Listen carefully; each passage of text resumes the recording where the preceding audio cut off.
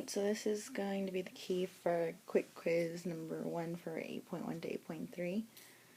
Isolating single variables in 1 to 2 step equations with addition, subtraction, multiplication, and division. So first, remember again, always read directions. Solve the equation, so you're getting your variable equals somebody. And then simplify completely, or pretend bar. And then always check your answer. And you check with, that's right, substitution. Good job. So this first problem here, what's happening to the x? It's being increased by 5. So you have to do the inverse operation of increasing by 5, which is decreasing by 5. What you do to one side, you must do the other. Bring it down, and you get x equals 1. Box your final answer. When you substitute to check your solution, you want to make sure you write the original equation, so I went ahead and did them in all of them. And then you substitute in your variable with parentheses. Yes, so around your variable x, you put your parentheses, and you just bring down everything else is the same. Check to see if your solution is valid. So 5 plus 1 equals 6. Does 6 equal 6? Yes, that is a true statement. For the next one, I'm just going to go through and solve for x for each one. So it's being increased by 7, so you subtract away 7, x equals, oops, not 10, 10 minus 7, which is, yay, 3. Okay. Then we have number 3, x is being decreased by 4. The inverse operation of subtraction is addition. Add 4 to both sides. X equals 8. Yay! Next one, we have 6x equals negative 42. What is the 6 doing to the x? That's right, it's being multiplied. What is the inverse operation of multiplication? Division. What you do to one side, you must do to the other. Good job, guys. It's like I can hear you in my head. Alright. A couple more for this page. Negative here. Again, with the negative sign, we want to take the negative with us because we always want one positive variable. Okay, so if we're going to multiply by negative 4, the inverse operation of multiplying is dividing. So we get negative 4 here, and last one on this set. So this one was x times, or x divided by 6 equals 9. The inverse operation of division is multiplication. So I'm going to rewrite it down here so I can see it a little bit better. So we're going to multiply by 6 over 1. And what you do to one side, you must do to the other. Our 6's then will cancel out, and you'll get x equals 9 times 6, which is, yay, good job, 54. Yeah, 54. Alright. I'm going to go through and check the answers, and then you can check them too. Alright, so let's go through and check your solutions. Make sure you're substituting in with parentheses, and then you multiply out. Final answers, check off. Both sides are equal, then it is an equivalent statement.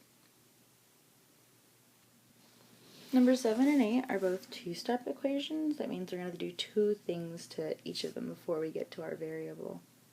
And interestingly, in this case, they're both eerily similar. Oops. So anyways, what's happening to x first? First, it is being divided by 2, and then it is being decreased by 4.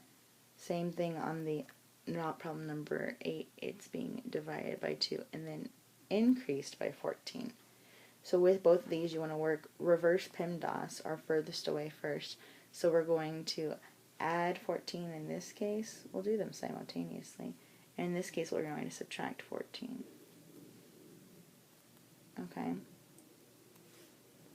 Alright, so let's just bring down what we have. So now we have x over 2 equals 40.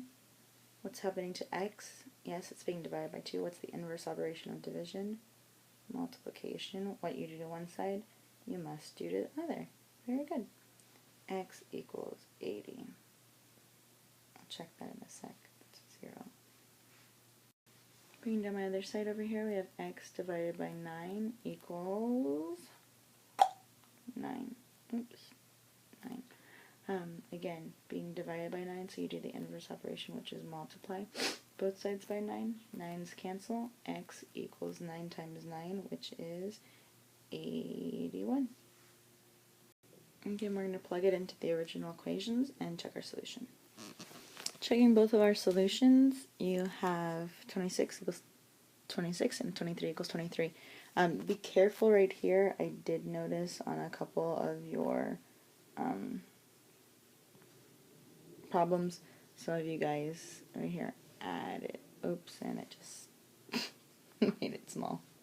I don't know what happened. Okay, well, I'm going to stop now. And by made it small, I mean you added instead of multiplied, so that should have been 9 times 9, not 9 plus 9. Finally, for the word problems, you just want to look at it and follow the math. What is it telling you to do? So let's go through this. 13, okay, got it. Is, remember, is an equal sign. The quotient is divided, so we're dividing somebody. The opposite of any number, in this case we'll use x, and 2, so any number and 2, that's my quotient there. That is increased by is addition 3. So you should have 13 equals negative x divided by 2 plus 3, or negative x divided by 2 plus 3 equals 13. Either one is acceptable.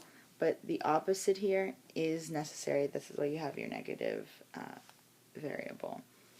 For the next one, number 10, you have the product of 4 and any number. So product is multiplication, so we're going to have multiplication signs, throw that up there, of 4 and any number, x, and any number that is increased by 17. Increased by 5 is 17, and is, again, is equal 17. So we have 4x plus 5 equals 17. Now we're going to isolate the variable and go ahead and check it to see if it works. Alright, so with these two-step equations, again, you want to do the furthest away what's happening to the variable. Number 9, it's a negative variable here, and then it's being divided by 2, so it's being multiplied by negative 1, divided by positive 2, and increased by 3. Do we see that? Alright, and then over here on this side, it's being multiplied by 4 and increased by 5. So we're going to do the inverse operation in order to isolate it. Oops, that is not what I asked it to do. Alright, just writing these problems over here, and now we're going to solve. I'm going to do a different color for each one, and then check it. Alright, for number 9, each color was done differently, so you can see the different steps. And again, you want one positive variable. That's why you could not stop at this step here, because it was a negative x. We'll check the solution, and then keep going. When you're substituting here, make sure you're only substituting for the variable. So that's why you have your negative 20, and then you still have your negative sign, because it was a negative variable, or the opposite of the variable. So in this case, it makes it positive. 13 equals 13.